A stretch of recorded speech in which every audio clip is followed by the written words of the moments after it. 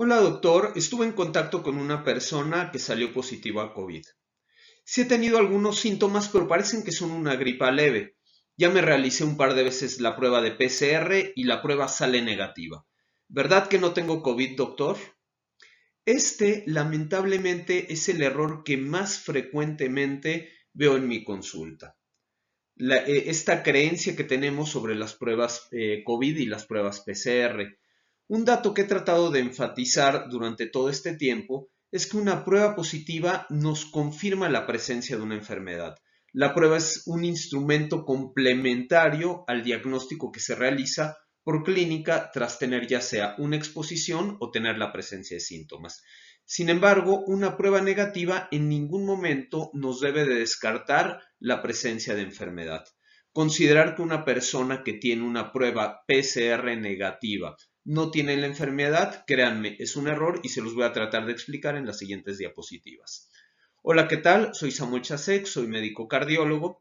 Como muchos de ustedes saben, durante esta pandemia, gran parte de mi tiempo lo he dedicado al estudio y al manejo de pacientes COVID.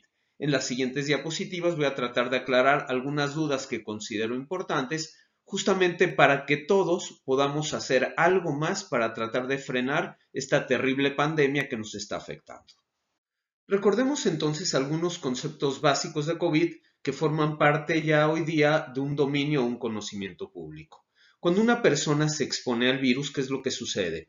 El virus ingresa a nuestro organismo, nuestro sistema inmunológico, lo que es la respuesta primaria, tarda en reconocerlo y el virus penetra nuestro organismo y se empieza a reproducir.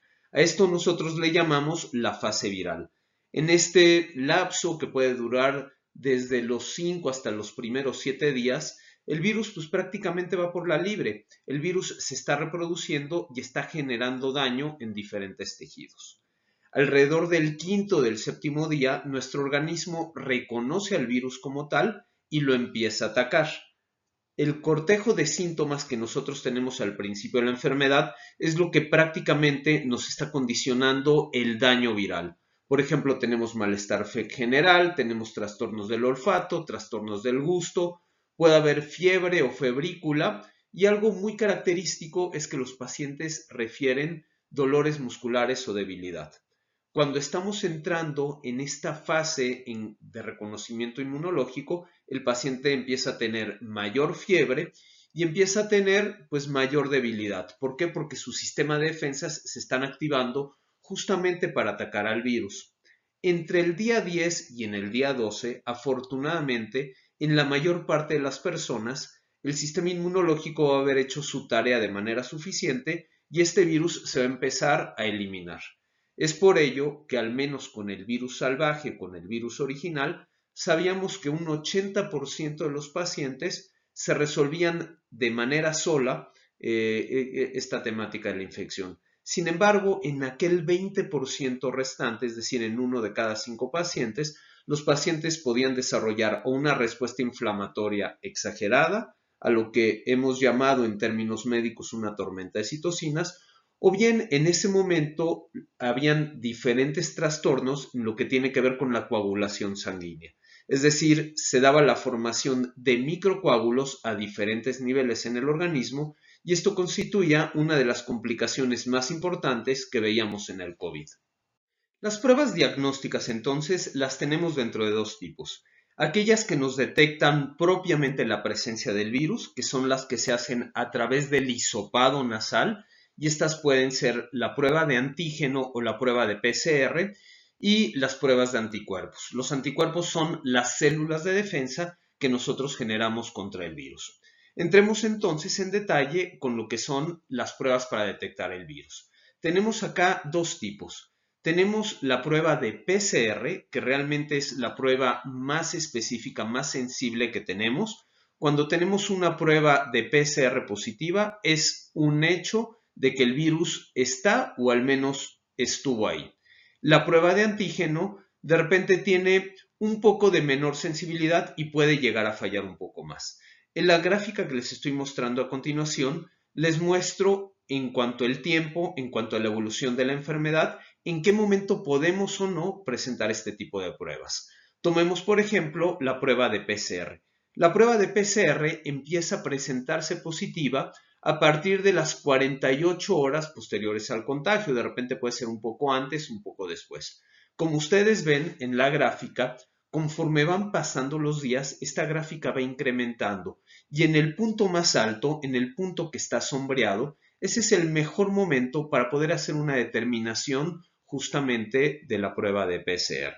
Si nosotros hacemos una prueba al paciente cuando se encuentra en estos días, es cuando la prueba puede resultar más fidedigna. Sin embargo, vean también, conforme van pasando los días a partir del sexto o séptimo día, la prueba puede seguir estando positiva, pero va disminuyendo la fuerza que tiene esta prueba. ¿Esto qué significa? Está presente ahí el virus, pero puede ser que la prueba ya no lo esté leyendo como tal.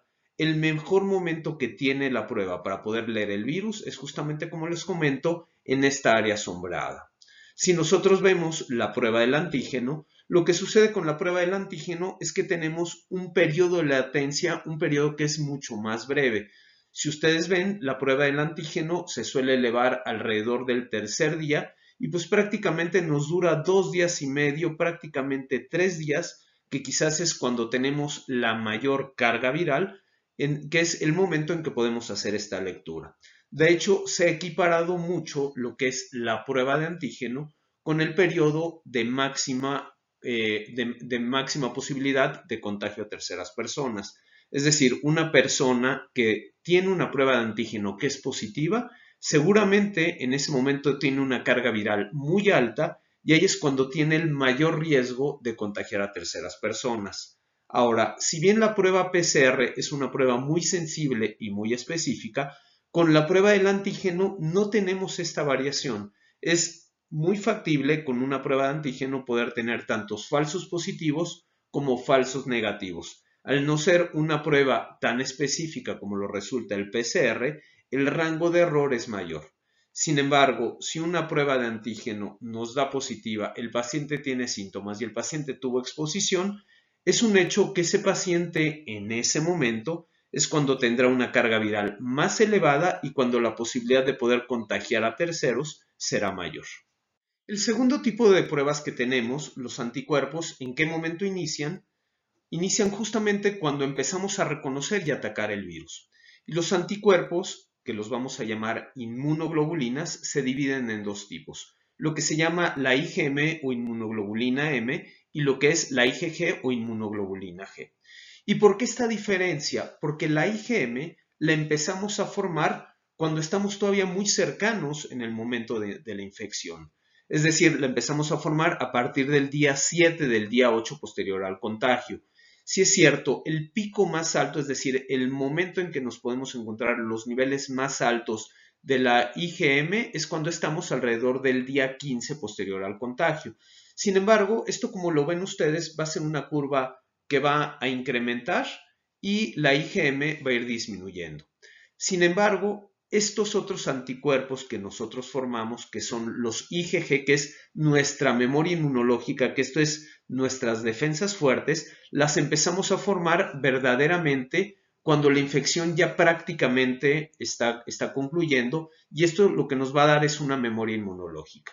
Nosotros empezamos a formar las IgG a partir del día 15 posterior al contagio y el pico máximo lo solemos encontrar entre el día 30 y el día 35.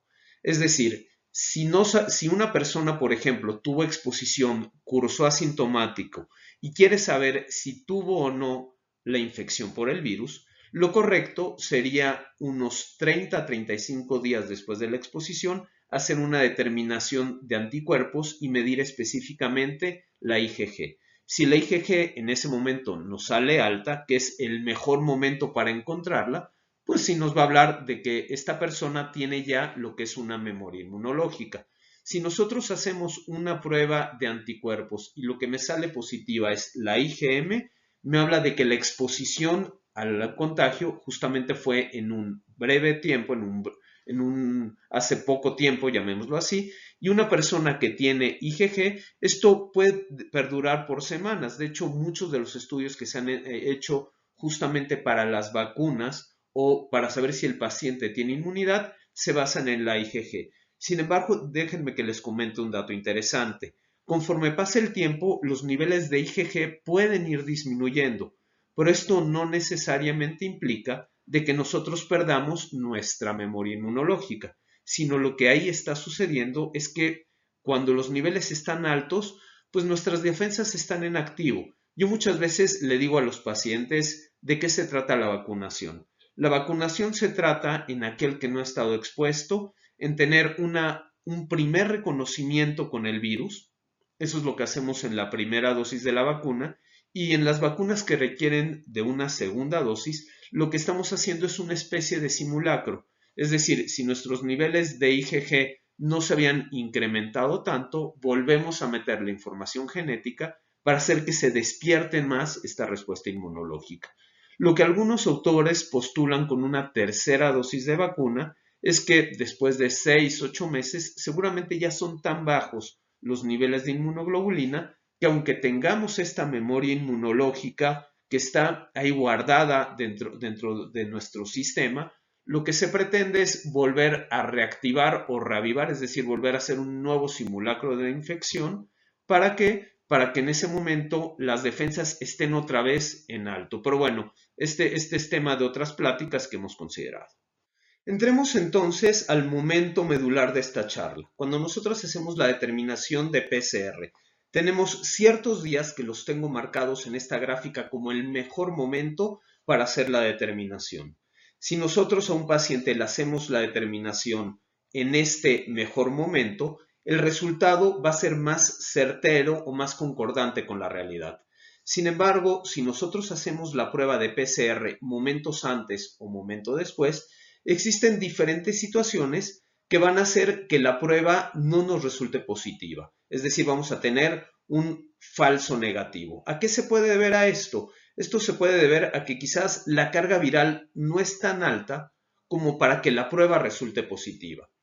Puede ser que pasado el tiempo de la infección, a lo mejor el virus ya no está en la faringe y el virus ya migró a diferentes partes del organismo. Entonces, vamos a hacer una prueba y aunque podemos estar todavía en la ventana de PCR en la que el virus está presente, pues no está en el sitio donde nosotros hacemos la búsqueda o este hisopado y por consecuencia la prueba nos va a resultar negativa. Ahora bien, nosotros tenemos estudios cualitativos y cuantitativos.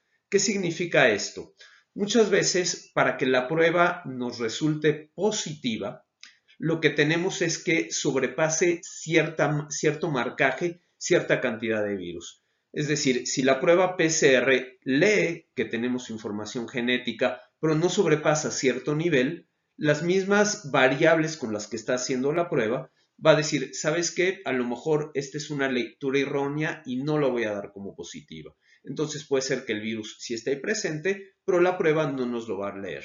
Ahora, otras situaciones que nos pueden llevar a que una prueba PCR resulte negativa estando sí presente la infección es que se haga una toma errónea, que por ejemplo se administren ciertos químicos.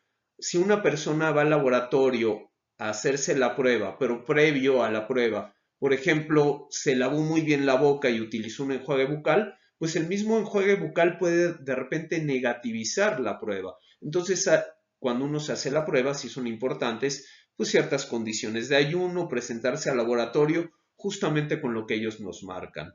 Y bueno, la otra situación puede ser que los reactivos quizás no sean óptimos. Estos reactivos tienen cierta fecha de caducidad. Entonces, si no se están utilizando dentro del tiempo adecuado, pues también podemos tener una mayor incidencia de falsos negativos. Entonces, nuevamente, como lo dije al principio de la plática, una prueba positiva es aquel complemento o instrumento que nos confirma el diagnóstico, pero una prueba PCR negativa en ningún momento nos debe de descartar la presencia de una infección. La variante Delta, esta representa un reto particular. ¿En qué sentido? Que hoy día sabemos que esta mutación del virus hace que el índice de reproducción sea muchísimo más rápido, muchísimo más acelerado. Nosotros tenemos una medida que se llama la R0 o la RO y nos dice con qué tanta frecuencia se puede reproducir este virus. Entonces sabemos que con el virus salvaje la tasa de reproducción es de 1 a 3. Es decir, tenemos un contagiado que se convierten en 3, 3 por 3 se convierte en 9, 9 por 3 se convierte en 27 y posteriormente 81. Con la variante Delta, la RO, la R0 es de 1 a 7. Esto significa que tenemos un contagiado que contagia a 7 personas, estas 7 a otras 7 más, con lo que se vuelven 49, y de 49 se van a 343 y de ahí a más de 2400. Si ustedes ven en la tabla, el momento en que en el virus salvaje teníamos 81 contagiados, con la variante podemos llegar a tener hasta 2400. Por eso es que el esparcimiento de este virus ha sido tan rápido, tan acelerado, y también lo vamos a ver en las pruebas diagnósticas. Lo que vamos a poder ver cuando tenemos la variante, número uno, es que la presentación de la PCR positiva la vamos a empezar a ver desde fases muy tempranas. De repente, desde las 24 horas podemos ya ver que tenemos una prueba positiva. Y el tiempo que dura la PCR hoy día todavía no lo tenemos bien definido. Puede durar el mismo tiempo, puede durar un poco menos, o bien pudiera llegar a durar un poco más. Ahora, un punto que vale la pena considerar con esta variante es que al ser la proteína Spike, hacer este componente tan importante del virus, el que cambia, pues esto es justamente lo que las pruebas de detección, ya sea de antígeno o de PCR, nos están leyendo. Entonces, si de repente el virus llega a hacer cierto cambio, cierta transformación, y aquello que está leyendo la prueba ya cambió, pues evidentemente ya están sacando ustedes mismos la conclusión, la prueba va a resultar negativa aunque el virus esté ahí presente. Platicábamos que la prueba de antígeno por lo general nos marca aquel periodo en que la persona puede tener mayores posibilidades de contagiar a otros porque es cuando tiene la carga viral más alta. Sin embargo, vean ustedes este escenario en estas gráficas que yo les voy a comentar. Imaginemos una familia nuclear típica donde, por ejemplo, existe en la casa papá, mamá y a lo mejor existen un par de hijos. En este supuesto, el papá, que es el que sale a trabajar, de repente se contagia de COVID. Entonces, él se contagia de COVID y como lo habíamos visto en las gráficas previas, puede ser que a lo mejor curse o no con síntomas. Sin embargo, ¿en qué momento va a tener el contagio? Como se los estoy mostrando en la gráfica, el máximo contagio lo va a tener entre el día 3 y el día 6 a 8 posterior a que estuvo expuesto. Esta persona llegó a su casa. El momento en que puede contagiar, por ejemplo, a su esposa, pues va a ser justamente en este rango de tiempo. Imagínense que en el pico más alto, es decir, que en el día cuarto del contagio, él contagia a la esposa. Pero esta persona finalmente entra y sale, casi no está en su casa. ¿Y qué es lo que va a pasar? La esposa no va a tener noción, no va a tener idea a lo mejor de que el marido está contagiado y en ella se va a empezar a reproducir el virus. Y a partir de este momento van a empezar sus 5 a 7 días en que ella puede empezar a desarrollar síntomas y desde luego ella va a empezar a contagiar 2 o 3 días después de esta exposición. ¿Qué es lo que sucede? Cuando ella, por ejemplo, está en el punto más alto de contagio, este punto más alto, como lo pueden ver en la gráfica, supongamos que va a ser el día 4 para ella, pero vendría siendo el día 8 para el marido. En este momento, ella, por ejemplo, pudiera contagiar a alguno de sus hijos.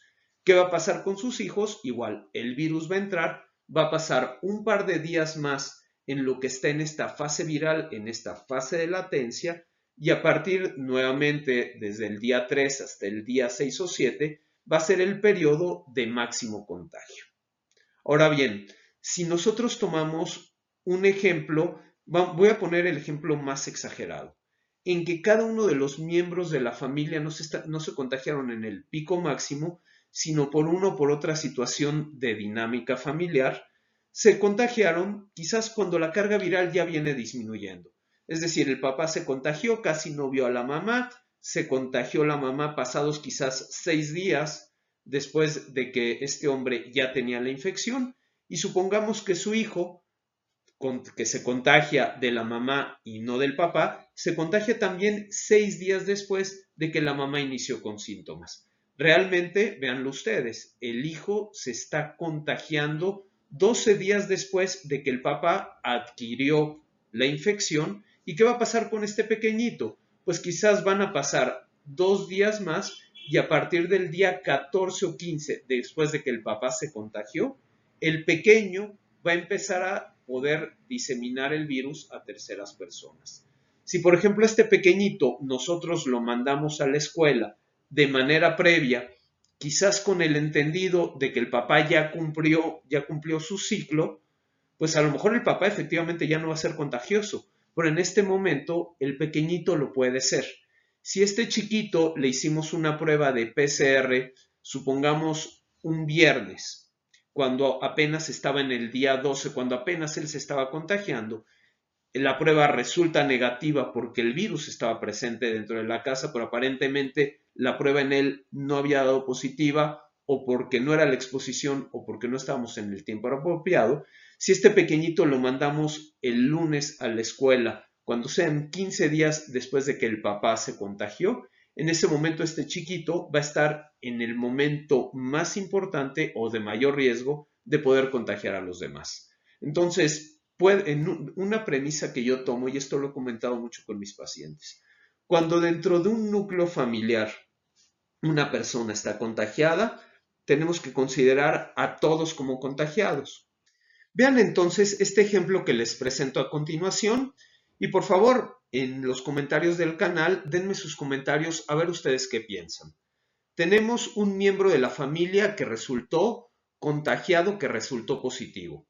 ¿Qué es lo que está haciendo esta persona? Metió a toda la familia al coche y se están yendo todos los 4 o 5 miembros de la familia, se están yendo a hacer la prueba de PCR al laboratorio para saber si están o no están contagiados. Es algo que verdaderamente no tiene caso, no tiene ningún sentido. Cuando dentro de un núcleo familiar hay uno que está contagiado, todos lo tienen. Si van al laboratorio, quizás la primera persona, el primer contacto, posiblemente salga positivo, pero puede ser que los demás miembros de la familia estén todavía en este periodo de latencia en el cual ya están contagiados, pero quizás tienen una baja carga viral y por eso las pruebas les va a salir negativas. Uno de los errores más frecuentes que me ha tocado ver con muchas familias es cuando, por ejemplo, en una casa papá y mamá salen contagiados, pero los niños salen negativos. ¿Qué es lo que hacen los padres?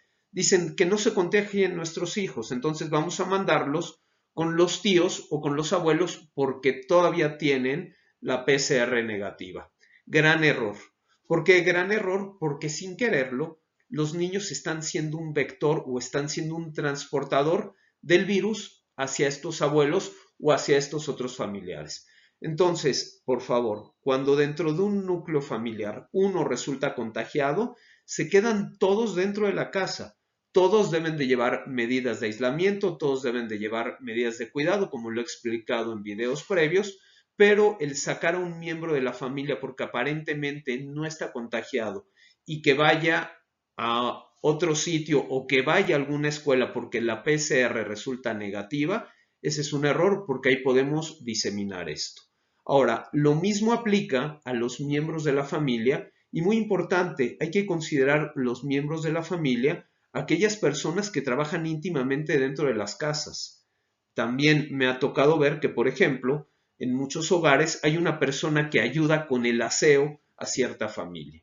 Pues si esta persona vive con ellos y está el contagio dentro de la casa, la persona del aseo se debe de quedar con ellos también, porque si no, esta persona, sin saberlo, lamentablemente va a llevar el contagio hacia sus familiares.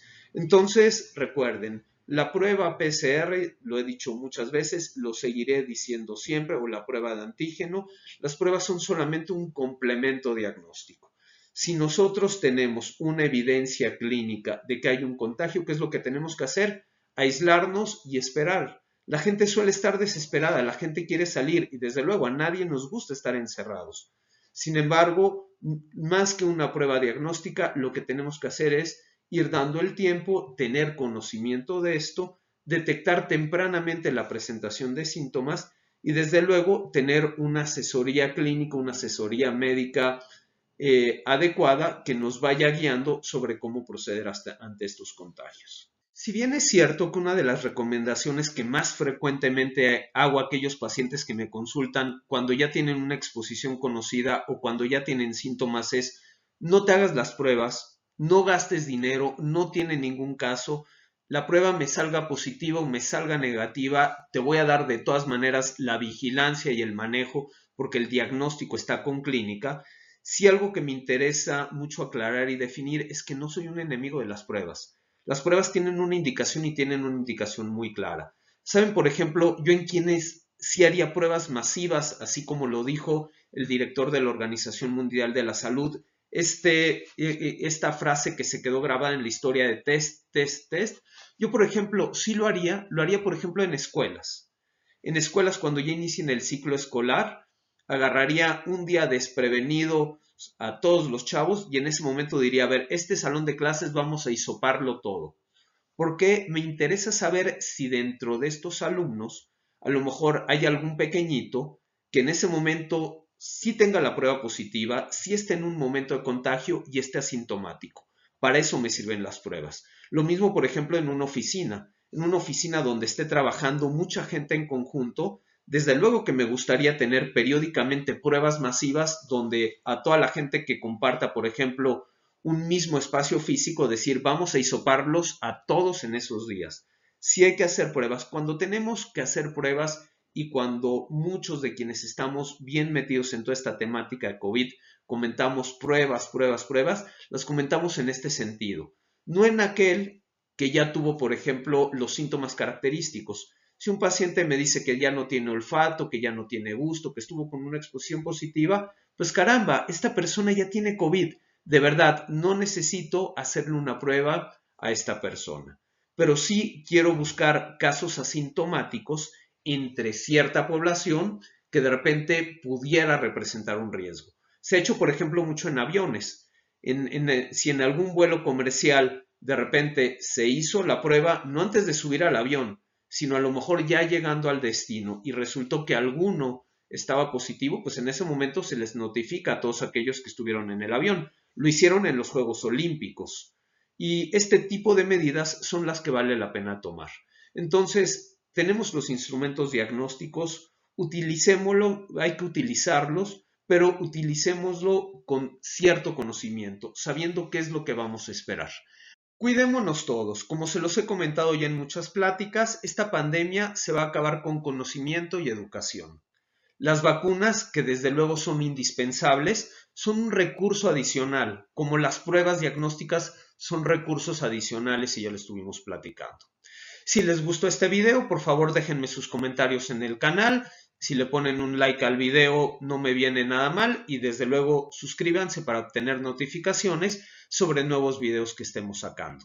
Les mando un saludo, cuídense mucho, hasta la próxima.